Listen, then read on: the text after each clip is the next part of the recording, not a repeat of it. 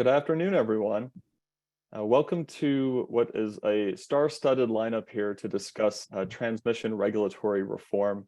This issue has really gone from sort of the niche of public policy concerns to upfront in the mainstream.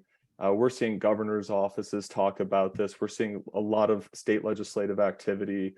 Transmission reform is even factored in, of course, to debt ceiling negotiation conversations. But we really think that the rubber hits the road in the regulatory arena, and transmission regulation is really something that straddles both state and federal jurisdictions. And as such, it's really important to improve the efficiency and coordination of the institutions and policies that we have in place in order to drive cost-effective and efficient transmission development that improves system reliability at a reasonable cost. We're very fortunate today to dig into these issues with some of the top thinkers in the field. First off, we'll start with opening comments from Commissioner Mark Christie of the Federal Energy Regulatory Commission. Before joining FERC, he also served as a Virginia State Utility Commissioner, which makes him particularly well suited to this types of conversation. So welcome, Commissioner. And we'll also dig into a panel of sitting state utility commissioner regulators after his opening remarks. In no particular order, our star-studded crew here includes Chairman Kent Chandler from the Kentucky Commission, Commissioner Sarah Freeman from the Indiana Commission, and Chairman Jason Stanek of the Maryland Commission. This event, I should note, is being recorded. So, please note that we'll have it up online. You can reference it later, so no need to scribble down notes.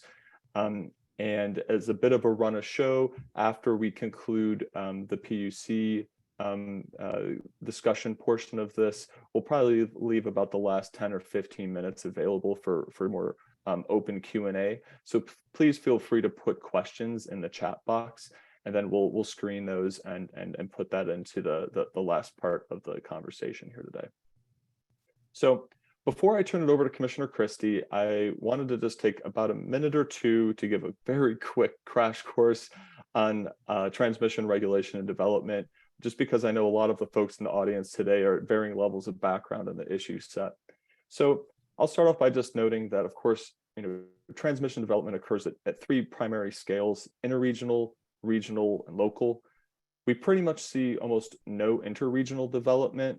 A lot of that is a function of sort of an asymmetry and the regulatory paradigm. That is a very important topic in and of its own right, but it's not the focus of what we're going to get into today. Really, we're going to focus in on the processes driving a lot of spending today and how we can improve those transmission processes moving forward. So we're really going to zero in on the regional and local levels. And I think that we've really reached a tipping point on some of these issues with key stakeholders, because over 90% of transmission spending today, that's roughly $20 to $25 billion annually, is being done outside of the purview of any type of economic scrutiny or economics-driven process, such as cost-benefit analysis. And that's starting to create a lot of tensions with a lack of economic discipline showing up in the selection of transmission projects and how transmission needs are satisfied going forward. Fortunately, what has worked and what we see a lot of transmission consumers really excited about is bolstering these economic-driven transmission planning processes that are done with cost-benefit analysis and then put out for competitive bid. However, those types of projects typically only account for a few percent of the overall transmission spending in this country. So today, we really want to spend some time in digging into why that's the case and what we can do about it, both at the regional and local level of transmission reforms. And so with that, I would like to turn it over to Commissioner Christie to dig into this issue a little bit further and speak specifically to a couple regulatory developments and issue sets going forward. One is there's a pending rulemaking at FERC on regional transmission planning reform. And secondly, there was a transmission planning and cost management docket that was opened up, and there was a technical conference FERC hosted last October. And that proceeding has evolved. There's been a lot of comments on the record, and that's gotten us into a lot of things right at this local regional nexus that maybe didn't fold into the regional planning NOPR. And then all this is done on the backstop of an effort that FERC and state utility commissions have had this ongoing dialogue, about half a dozen meetings, if I recall correctly, to really drive improvements in sort of transmission federalism going forward. So with that type of backstory, I'll turn it over to Commissioner Christie for his opening remarks. Thank you.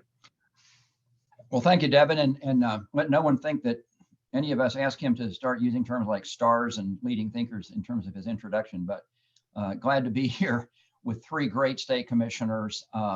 In fact, we have Sarah Freeman from Indiana and Kent Chandler from Kentucky, and of course we have Jason Stanek from Maryland. And I want all three.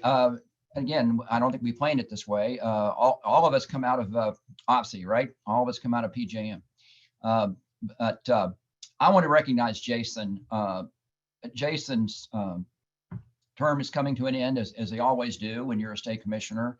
Jason has served honorably, competently as a Maryland commissioner and chair of the Maryland Commission. He has been the co-chair of the FERC-NARUC Joint Task Force on transmission over the past couple of years and done a great job with it. And Jason, I've enjoyed serving with you both as a state commissioner and then as a FERC commissioner working with you through that task force. So congratulations for your great service and thank you for your great service. And look forward to hearing many, many, many good things about you in the future. And still enjoy serving with Kent and Sarah, and we'll hear from them today. But I wanted to recognize Jason because of the timing of his term. And Devin, you in your many Twitter advertisements for this, you referred to this as transmission federalism, and I think that's a great term. I think it's a great term. And by the way, I got to give my standard disclaimer so the lawyers don't scream. I'm not going to talk about any pending formal matters before FERC or prejudge any pending formal matters, but NOPRs, which is FERC lingo for proposed regulations, we can talk about. So I do a lot. And so that's what we're talking about today, mainly is those kind of issues. So back to Devin, he says transmission federalism. I think it's a great term because transmission federalism recognizes the fact that state regulators play a tremendously crucial role in transmission planning and cost allocation, and that's the way it should be.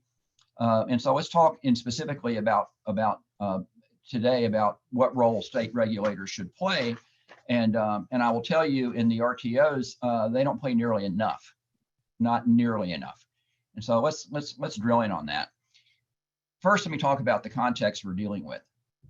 It's important to understand transmission spend in America over the last decade has basically tripled.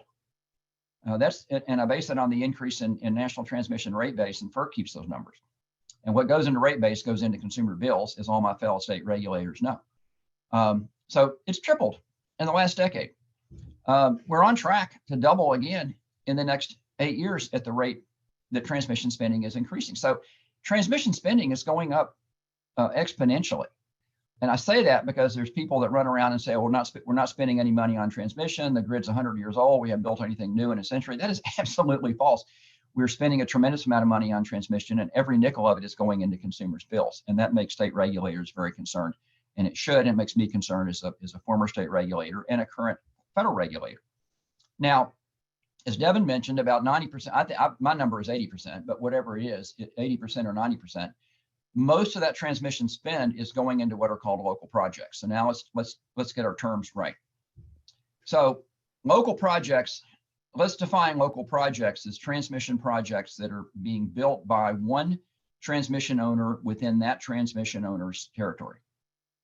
Let's call that a local project. Now, different RTOs have different terms. Some call them supplemental, some call them maintenance projects, some call them, I heard one in ISO New England last week that I hadn't heard yet, but they're all mean the same thing.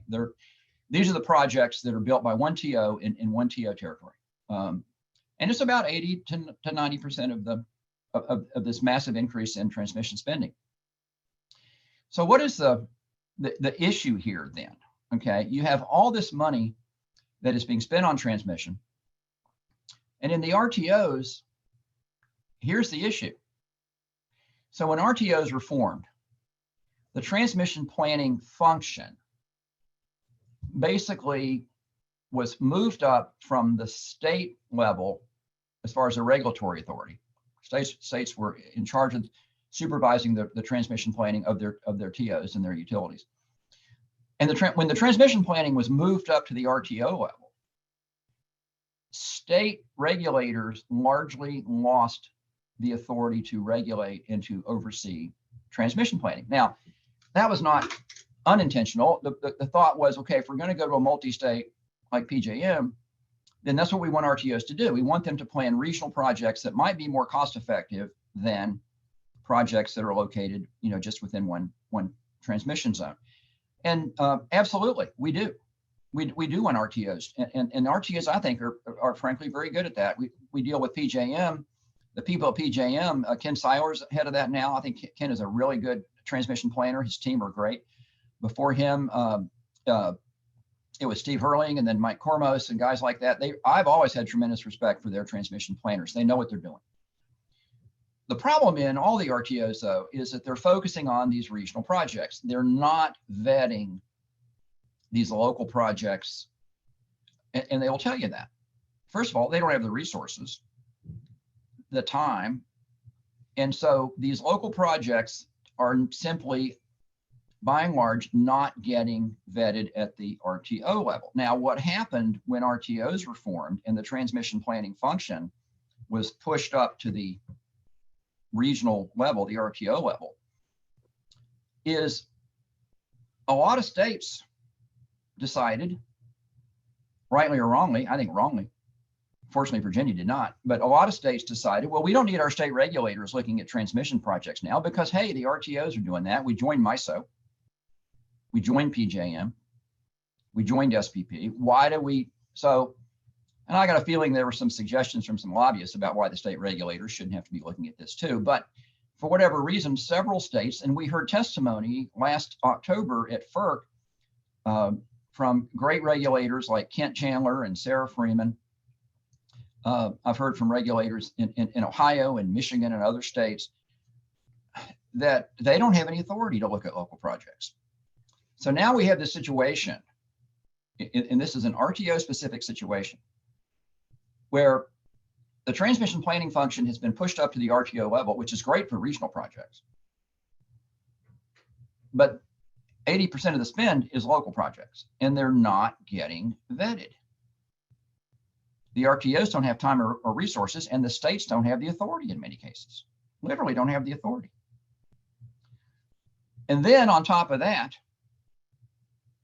FERC grants formula rate treatment for cost recovery, which, to put it in a nutshell, means the transmission owner files at FERC once a year for cost recovery for its transmission projects.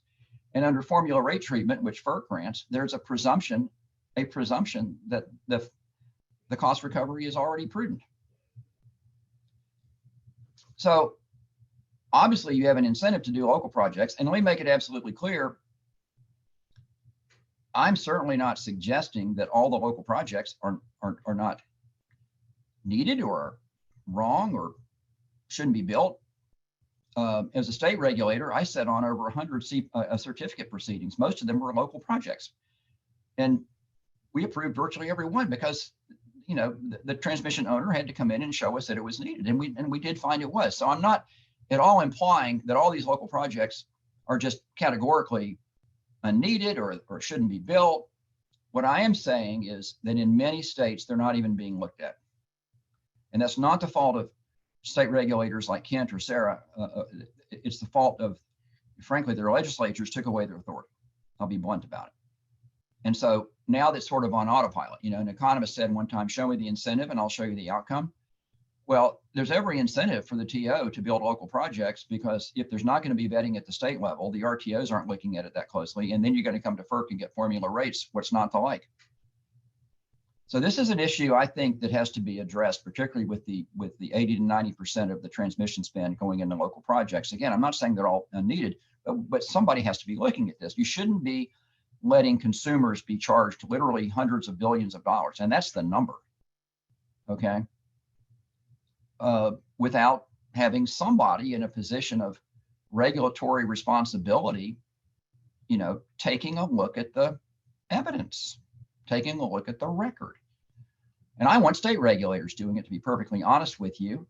I'm fine if RTOs spend more time looking at local projects. I'm fine with that, but that is a very different process. You need to understand the RTO planning process is not in any way an adversarial process. It is a planning process. It's one person sitting in a cubicle saying this project looks okay, or this project should be put in the regional plan. And then it goes to the board. And yes, they all have processes. I understand that. And some of them let the stakeholders look at them, and that's fine too. But it is not in any way, shape, or form equivalent to a state CPCN proceeding. And I know that because I've sat on over 100 of them. So I think this is an issue that just is ripe for action. And I would urge everybody who sees this as a key issue. And if you care about consumers, if you care about making sure that the transmission that gets built is the right transmission, then I think you ought to care about this. And I think this is to use the term our chairman used, a regulatory gap, if you want a soundbite, but it is a regulatory gap because the states have been cut out, and that's why it's a regulatory gap. The states have been cut out of it in far too many states, and we need to put the states back. Now, how do you do it? Well, FERC cannot go to state legislatures and tell them what to do. Absolutely not. That would violate everything I believe in terms of federalism. But FERC does control how it manages formula rates, and FERC does not have to give a presumption of prudence if projects are coming from a state where there's been no authority for the state regulator to look at it. So FERC does control how it runs the formula rate process. That is definitely under our authority. So I've raised the prospect, if projects are coming from a state and there's been no state authority, there's not even state authority to look at these things, why should FERC give a presumption of prudence?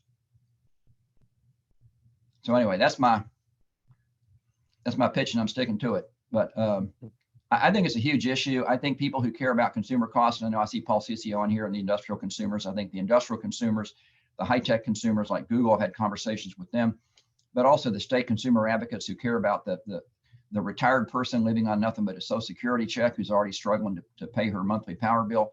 All the consumer interests from again, the single retired person struggling to pay a monthly power bill all the way up to big industrial users should care very much about this, because we are spending a ton of money on transmission. As we all know, there's a lot of interest groups running around who want to spend $3 trillion more on transmission. So we really need to get this right. Thank you, Commissioner Christie. That's a fantastic overview and introduction to the issue set. I really like that you punctuated it with the consumer perspective, because again, consumers are paying for all of this. And darn right. They're paying for it typically through mandatory cost allocation. So there's no choice involved. Now, I think before we move on here to engaging our state utility commissioners, I'll just sort of synthesize some views that we've seen on the record in the cases that we've mentioned here at the open from the consumer community, whether it's the industrial consumers or the state consumer advocates or the transmission dependent utilities. Generally, what we see is a lot of consumers that are validating two transmission narratives. One, to the point that you noted, we're spending a lot of money on transmission and a lot of it's pretty inefficient, but also the point to this question of, are we developing enough transmission? There's a lot of things that economists and the consumer voices are now increasingly noting, that we're not developing as much of the efficient regional and in some cases interregional transmission that has huge economies of scale, can be done it can satisfy transmission needs at much lower cost. And so when a lot of these local projects are kind of just bubbling up constantly, a lot of that satisfies and displaces a lot of the inputs into the higher the more regional projects. And so that kind of redirection of capital can amount to billions of dollars per year. And again, this is in the voice of consumers that have filed on this record. So it's really important to kind of clarify, I think, the consumer perspective and the types of transmission development that we're talking about. So with that, I'd like to turn it over to our panelists to say, what are you seeing on this particular problem statement as we've had it? Is there a regulatory gap? If so, what are its causes and what are its implications? Maybe we can start with Commissioner Freeman and then go to Stanek and Chandler from there. Thank you. Sure. Thanks, Devin, and thank you, Commissioner Christie, for those opening comments. It's always great to get to work with you, even in a virtual setting. Yeah, is there a gap? I will say, I mean, to save time, yes. What does it look like? That's a little harder to find. It's a little bit like proving a negative to a degree, right? I know as a state regulator, I review X type of projects. And I know these other projects go through review at the RTO level, whether Indiana's in MISO and PJM. So through there, I know some stuff's going through FERC. What is in that unidentified portion? What are we not getting to look at well enough? And it's primarily going to be the type of projects Commissioner Christie was talking about, those that are termed other supplemental baseline reliability projects. Think how challenging that is. A baseline reliability project isn't subject to the greatest degree of scrutiny, but how do you do that? It's reliability. Who doesn't want reliability, right? We're not able to evaluate it appropriately for cost recovery and prudency, but it's reliability. It's so very important. So overall, I would say that I feel that my state does the review it's allowed to do well. There are still loopholes in the process. A big one is the fact that statutorily, we've moved from just a rate case every so often opportunity to look at costs where you had regulatory lag looming over everything as a threat to keep costs down to rampant pre-approval opportunities. We have a lot of trackers in Indiana, many of which are transmission related or tied to federally incurred costs. And we also have some new legislation that basically says pre-approval isn't required. Go ahead and incur these costs. You're fine, utilities. What that means is the TO business model hasn't changed while the statutory framework is changing, right? So they're doing business in the same way, but being allowed to recover costs without being subject to the same type of review as previously. So I don't want to sound like I'm anti-reliability or anti-infrastructure improvements by any means, but there's definitely an issue to be addressed here. I want to talk, if I have just a couple more minutes, about the RTO engagement level.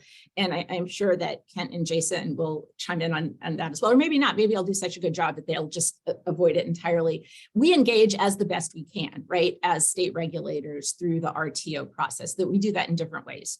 Through our regional state committees. I'm on the OMS board. I'm immediate past president there. I engaged heavily in cost allocation discussions as MISO is developing its long range transmission planning projects. I'm leading the advisory committee there now, but as each RTO has different engagement models, the ability of not just state regulators, but any stakeholders to make meaningful change happen there.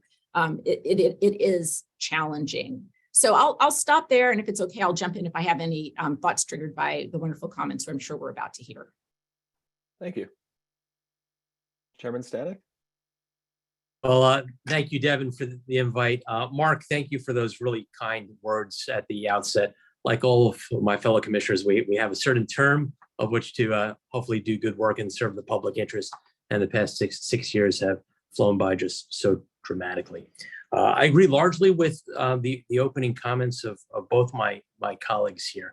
When I started at FERC 22 years ago, right after the advent of Order number 888 and Order number 2000, there was a promise that electric transmission competition was going to yield tremendous amount of benefits. And we haven't seen that much transmission subject to competition in the intervening 20-something years. Maryland is one of those states where back in 1999, it restructured. The Public Service Commission at the time did have an IRP division, which we disbanded 20 years ago. And now we largely have no role in terms of these smaller local projects. At the same time, we haven't seen a tremendous amount of regional projects. Like Mark, I've sat in on a number of CPCN proceedings over the years, and I look back with regret as I end my term next week that we have not been able to cite or develop 1 inch of new interstate regional transmission in the state while I've been here. The gaps do exist. We discussed them at length at the Transmission Task Force meeting back in November in New Orleans. It's an issue. As a former member of the trial staff at FERC, we recognize that rarely, if ever, does a party come in attempting to prove making the Herculean task of proving that a formula rate is unjust and unreasonable. It's very difficult to do. Obviously, it's in the benefit of transmission owners to have these formula rates. So I would say, as a state regulator, this might be a time to re-examine whether or not there's a balance of equities between the federal regulator and the state, just so that state commissioners, who are much closer to customers, the retail customers that we hear from on a regular basis. And cost does weigh, I think, on all 4 of our minds right now. I must admit, as I leave and pack up my office over the next couple of days, I have almost $1 billion of pending rate increases on my desk. And whatever's going into the transmission rate base, as Mark said at the outset, will ultimately find its way onto a PEPCO or a Baltimore Gas Electric bill. And customers are asking to bear too much right now for the transition that we're in the midst of. So those are my opening comments. But thank you again for the invite today. Thank you very much.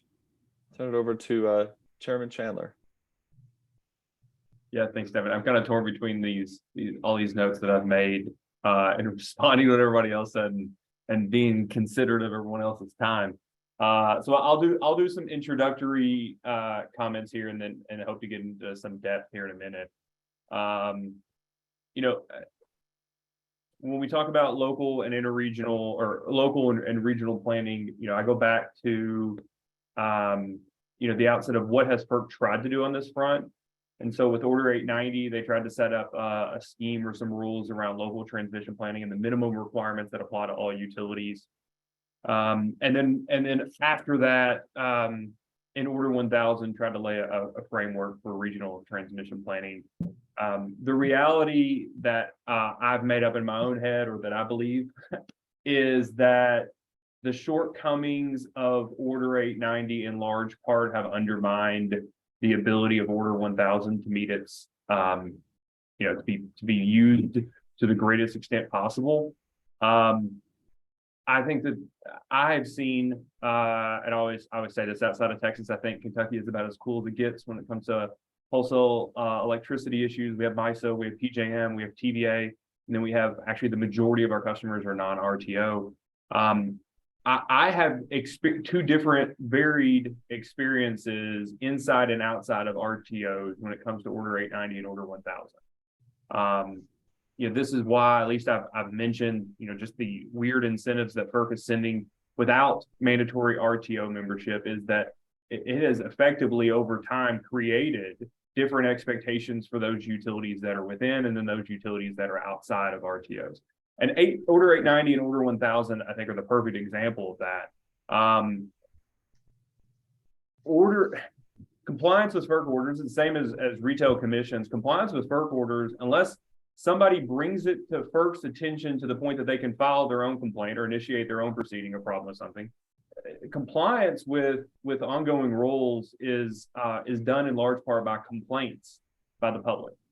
And insofar as utilities aren't following 890, the regions and areas that have the best 890 processes are those that people have filed consistent complaints against to make better. Those areas that have, in my opinion, some of the worst 890 processes are those in which effectively nobody has filed complaints. There's very little insight into how utilities are actually complying with Order 890.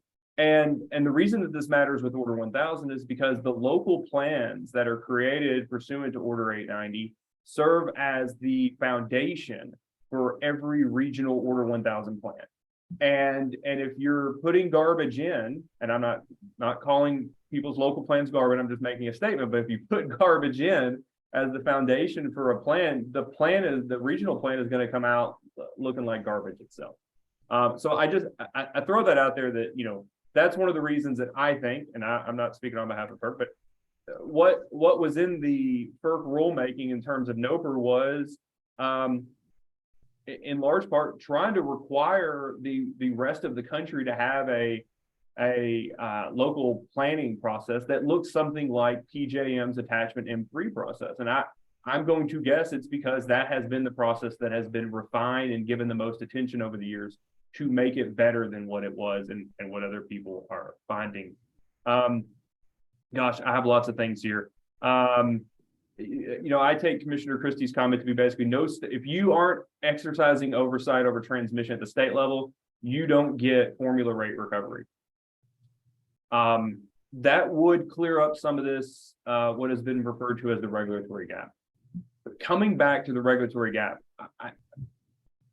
I don't want anybody to think that it's like an accidental gap that nobody knew was going to occur or expected to occur. This is not the Attleboro gap of, you know, 100 years ago. It's very intentional. Yeah, it is intentional. It's an intentional, you know, FERC knew what it was doing when it gave formula rates. It was trying to give an incentive, and good God, it has worked. If the incentive of formula rates was to reduce FERC's workload and to hope that transmission owners spend more on transmission, that has worked. If FERC wants transmission owners to invest in different types of transmission, it's going to have to change the incentives accordingly. So I just throw it out there that the incentives have been set intentionally. This is not an accidental gap. State laws were changed. I always assume that the outcome of a state law was intentional. I give all the credit in the world to state legislatures.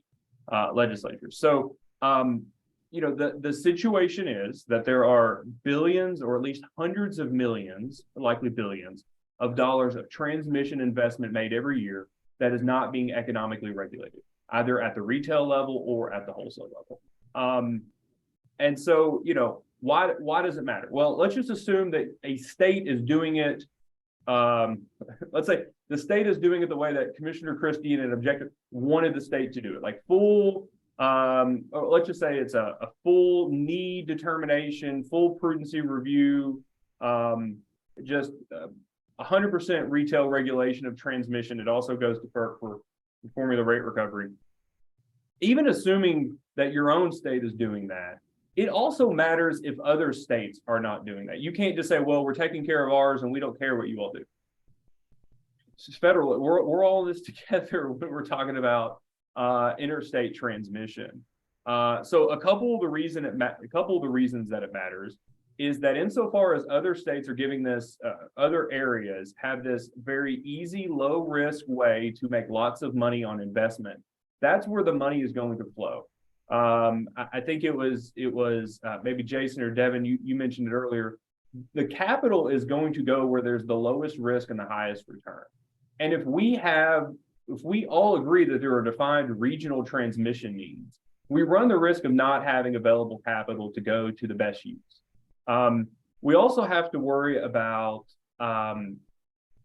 customer costs, that even in those areas that are seeing those increased, for instance, regional local transmission costs, the cost impact of that local transmission is going to raise customers' bills. And then when a regional project comes through, you run the risk of the argument saying, oh, we've had enough, we can't take any more. That's a real risk. And then finally, insofar as, and I've got whole lots of other things to say here, but we'll go back to let other people talk here in a second. Insofar as individual areas, individual regions, individual states are addressing smaller local needs exclusively through smaller, less efficient local transmission projects. For every need they're fixing with a small incremental project is avoiding a benefit that could have been solved via a regional project, possibly could have been solved via a regional project. And if they are effectively eroding the benefits of a larger regional project by incrementally, through these incremental, inefficient, smaller investments, it's going to make it harder and harder to pencil out very beneficial, very cost economic, cost efficient regional projects. And that's going to possibly obviate, keep other states around the area from being able to themselves get the benefit of that regional project. So just a couple of things on why it matters. I have lots of other why it matters, but I just don't want people to think that if they're taking care of themselves, that this doesn't matter to them, because I think it really, really does.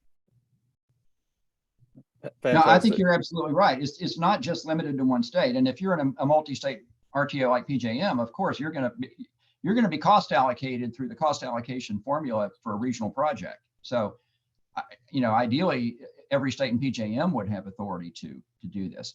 Let me just say one thing. I start from the presumption. There's two functions here. I think we need to separate and understand the nature of them. The RTO planning function, okay, is just that. It's a planning function. The RTO planners, and again, I have tremendous respect for the guys in PJM who I've dealt with in person, and I've seen them come testify in cases. They're great. But RTOs are there to plan a transmission project and decide if a certain transmission project, like a regional project, is the most cost-effective solution to an identified need. The state regulatory responsibility should be, okay, the RTO planned it and put it in the RTEP or whatever the regional plan. I think in MISO it's the MTEP. They all have acronyms, but it's the regional plan.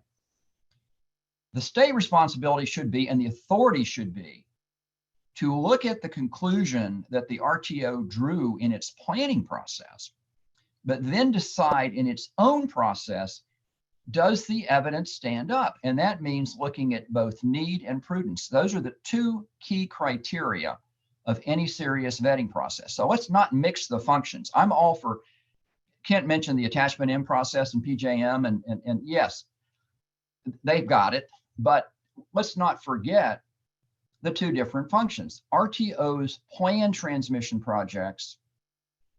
States should be looking at them in a certificate proceeding and determining whether the RTO's evidence, along with other evidence that's submitted, pans out. So there's two very different functions. And what we're missing right now in too many states is the states aren't getting to do that. Some states get to do nothing but cite. I can tell you about Michigan. My wife's from Michigan, and I've talked to Michigan regulators. Apparently in Michigan, the only thing state regulators do is decide where to put it. Well, that's a popular job, as we know. But, the key questions are, A, is it needed about a project? And B, is the cost prudent? Mm-hmm. Those are the key questions. Yes, it's important where you're going to put it, but the two key criteria are need and prudence. And in too many states, state regulators do not have that authority. No one has the authority. Because the assumption is, well, the RTO did it and they've already figured this out. No, they haven't. They're just planners. They're just planners. And they do a great job at it. But we need to have states looking at these other questions, which are different function entirely, in a contested proceeding. And by contested, people have asked me, well, you're a lawyer, you want to litigate everything. No, I don't want to litigate everything, but I understand the value of a contested proceeding, because in a state proceeding, other parties who are interested, like consumers, the consumer advocate can come in. The industrial consumers can come in, usually a separate party. Oftentimes, environmental groups will come in. Sometimes an individual company that's paying a big bill will come in. So you want a contested proceeding where the assumptions and the evidence can be challenged.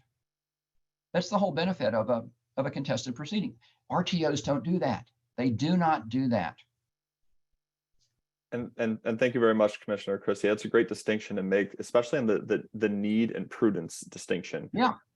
Because I think, for the sake of our audience, to back up a second, where regional planning can really help identify a lot of needs, and if there's a couple options that are out there for any type of transmission development to kind of gauge prudence. One, on the cost side, One is if competitive bidding is feasible, like it is for regional projects, it sort of just takes care of itself. You don't need to sort of upsize and micro, manage or scrutinize a lot of the developments.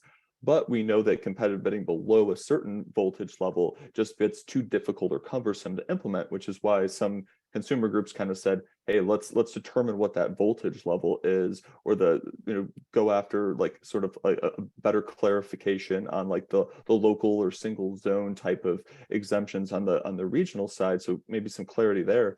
But also, I want to turn it over to Commissioner Freeman and Chairman Stanek to ask this question of if states are going to be in a position to, one, gauge need, but also gauge prudence. We know there's going to be a lot of needs, but we also know that the regional process, just by virtue of having greater efficiencies of scale, can satisfy some of those needs more efficiently. But how does a state regulator necessarily know what is prudent unless they sort of know to what extent those needs can be satisfied through other alternatives? And would something sort of like mechanistically predicating for formula rates on state prudence reviews be a workable solution to kind of close that regulatory gap? Maybe Commissioner Freeman. A bit of a black box in there. I think I said gut feeling before, that intuitively, that's where the issue is, right? Figuring out how to get in there and fix the problem is truly the challenge. We're siloed. If I'm looking at a project, I'm looking at it primarily by itself, right? Do I have resources at my state commission to do my own set of transmission planning? No. Is the planning, no, not planning, is the evaluation of alternatives that's done at the RTO level robust enough to give confidence back to a state regulator that all the alternatives were evaluated? I'd say again, no, really. You're basically, a project's proposed and everybody is asked, do you have an alternative? Well, no, I don't have a bucket of alternatives sitting around on the floor to choose from, right?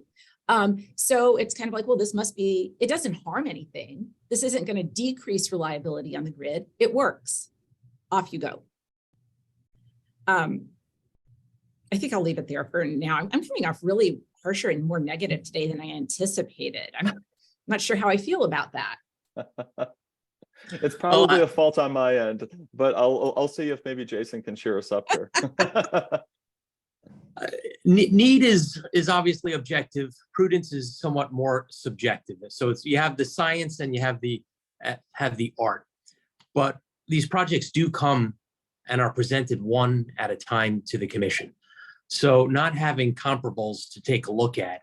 And sometimes you may have alternatives, but they're not oranges to oranges, they're oranges and lemons.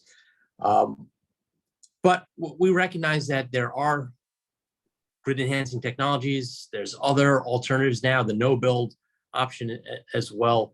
But this is an area that this commission, many states in OPSI, haven't been presented with in some time. So currently, even if we had this ability to challenge, to fully vet these projects at this time, if we had that authority, I would not have the staff that would be able to properly view that. But it is difficult. Every single transmission project that I've looked at, whether it be regional or local, number one, I want to ensure that it is cost efficient, cost effective, but not having a suite of 3 or 4 alternatives to choose among does put the state regulator in a more difficult position. And you hope and you pray that you're making the right decision with respect to prudence. Need is a slam dunk. We rely on the science. We rely heavily on the experts at PJM to show us the metrics, the data, and we put our faith in their transmission planners and the RTEP in order to determine what we need and when we need it. Now, perhaps some of what the last two comments have really honed in on is, in order to address the regulatory gap through even a traditional need prudence review, there might be an information gap as well. So, and even if you have that regulatory prudence gap closed, if state commissioners are in a position to have information that's quite viable in order to gauge that prudence, and really that comes down to a set of alternatives, and some of those alternatives to satisfy that need can be laid out through regional processes. And so there's a little bit of a chicken and egg thing, but one of the interesting comments that has been put on FERC records is that there's a independent transmission monitor concept that's been floated to really target that information gap, not only for the question of prudence reviews, but also for some of those grid enhancing technologies that Chairman Stanek had mentioned here. Perhaps I'll turn it over here to Chairman Chandler next, because I know he's had thoughts on the independent transmission monitor type of concept, or maybe any alternative ideas to get the necessary information out there, as well as I'd like you to maybe get into, if you could, also, what are some of the exemptions of the regional planning process that could also help shrink the need to have that regulatory gap addressed? Yeah, so I'll start with the ITM and then go to the exemptions. I have maybe this different perspective on what benefit of an ITM could be. I don't see a lot of benefit in just laying an extra level of bureaucracy. But as I was discussing earlier, there's really no mechanism right now for anybody to figure out whether folks are doing Order 890 well. Just really not, including FERC, and particularly FERC maybe. One of the things that I could see a benefit in is having somebody at FERC, within FERC, under the authority of FERC, whatever it may be, to actually go to these regions and figure out how these regions are complying with Order 890. Is there consistency in local planning criteria amongst utilities within a region? How about the criteria that individual utilities in a region are using compared to other regions? And then, on that same front, is an individual utility consistently applying their own planning criteria amongst projects? Because if in one instance they're identifying a need based off of giving significant weight to this planning criteria, and next time they give that criteria 0 weight and instead swing and give some other one of their planning criteria significant weight, that's really inconsistent in its identification of need. And so the ITM concept, like I said, I think about it maybe a little differently, or see a need differently, and it really is one of evidence and transparency. This even in front of a PUC, like Jason and Sarah were saying earlier, to me, this is all an evidentiary issue. Same thing with the presumption of prudence. Look, shift the burden onto the public. That's fine. We will take that up. That's fine. The issue is that the burden is shifted to everybody else to show why a transmission, cost in formula rates is not prudent. Well, guess what? We don't have any evidence either way. The utility has 100. I mean, I hear it referred to as the information asymmetry that exists between the utility and everyone else, including the regulator. And so anything we can do, either individually at commissions on any issue, not transmission, to reduce the information asymmetry or to provide greater transparency to processes, I think not only gives people a little peace of mind, but it also gives us enough evidence to hold folks accountable insofar as they're not doing what they're supposed to be doing. Going to competition for a second, I said last week at FERC that I think I'm okay at my job. I think I do a pretty good job. I don't think that largely I can hold a candle even on my best day to the benefits that competition can provide. Optionality, appropriate allocation of risk, greater cost benefits to consumers. Anything that we can get to move from, and this is my humble opinion, from economic regulation, the imperfect, we're just trying to do our best, all of us regulators, that we can move from economic regulation to competition, and it result in a greater benefit in the public interest. I'm all for it. That there's not a lot of opportunities to do that at the retail level. There are obviously more at the wholesale level. And I'm a firm believer that what FERC has tried to do on that front is admirable. I think that it can do more. It had a lot of exceptions early on in Order 1000 that I think the evidence doesn't really support anymore. And a perfect example of that is a clear delineation that anything under 230 kV, FERC said that is a local transmission facility. And I just, in my experience over the last half a decade, 6, 7 years, I don't see that evidence. I see that there are a lot of facilities between 100 and 230 kV transmission facilities that are regional in nature, that are carrying generation from one state into another to satisfy needs, maybe even 3 or 4 states over. And I think that it would be beneficial for FERC to look at whether that clear delineation really makes sense anymore, to just give a full wholesale, no pun intended, wholesale exemption from competition for projects at that voltage. Let me respond to a couple things. I'm sorry, Sarah, go ahead. Are you sure? Thank you. I'll be brief then. To the last point, yeah, it's not the voltage level, it's the load. That, I mean, for me, that's, look at who's being served by that, and that will help determine a little bit more if it's the type of thing that should be subject to that competitive bidding and cost allocation. I wanted to just hit on the ITM idea really quickly. When FERC threw that out there, I loved it, and it's not just because I want to, turn bureaucrat into a good word again. The level of scrutiny that could result in an ITM is terrifying, even to me, but I appreciate it because of the conversation it has spurred. This has been one of the best dialogues across state and federal lines that I've been engaged in a long time, and I appreciate that. However, whatever we end up doing in that ITM space, it's not going to yield immediate benefits. It's going to take time, right? We're going to have to build a baseline. We're going to have to decide what we're looking at, build that baseline of data, figure out what kind of improvement we want to see over time. So even if we can reach agreement on what this scrutiny and additional resource would look like, I mean, I would love to have that tool in my toolbox. I'm not going to get, this immediate rush out of it where I'm like, I have solved all of the transmission problems now, but I still like it. Thank you, Commissioner Christie.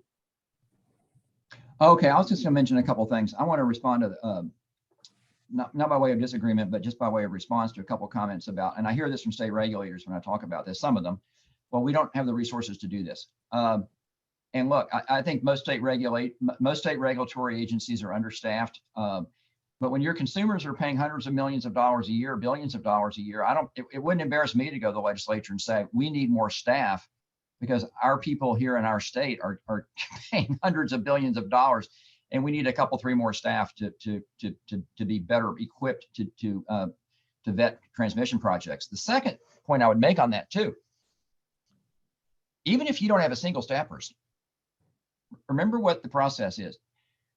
Even if you don't have a single staff person, okay, and no one's asking you to write a regional transmission plan, you're simply being asked to sit and evaluate, and with the burden of proof. This is why burden of proof is so important. The TO has to come to you with the burden of proof and prove to you that the transmission project is needed and that it's prudent. You don't have to prove anything. You don't even need a single staff person. You can sit there and listen to the evidence just like every judge in every civil court in America and decide whether you believe the party that has the burden. And I can promise you from my experience, there's going to be other parties that are going to come in who are going to have resources, and they're going to raise a lot of questions, and they're going to litigate it well, especially if it's a really big, expensive project. So the very fact that you have that proceeding, whether you have a single staff person at all, is going to really dramatically increase the ability to vet these projects. And at the end of the day, as a regulator, just like a judge, you sit there and decide whether they proved it to you or not. And that alone is going to have an incredibly salutary benefit, because they have to come and prove something. And the other point I'm going to make too, I know Devin, you're all for competition at the RTO. That's a big thing for our street. And that's fine. I'm not against that. I think there's some benefits to that. But even if that takes place, it doesn't do away with the need for that project to have to come in front of a state regulator and the TO to have to prove that it's needed and prudent. Thank you all. I really appreciate that. And we only have a few minutes left, so I'm going to sort of pull a couple questions in the chat together here.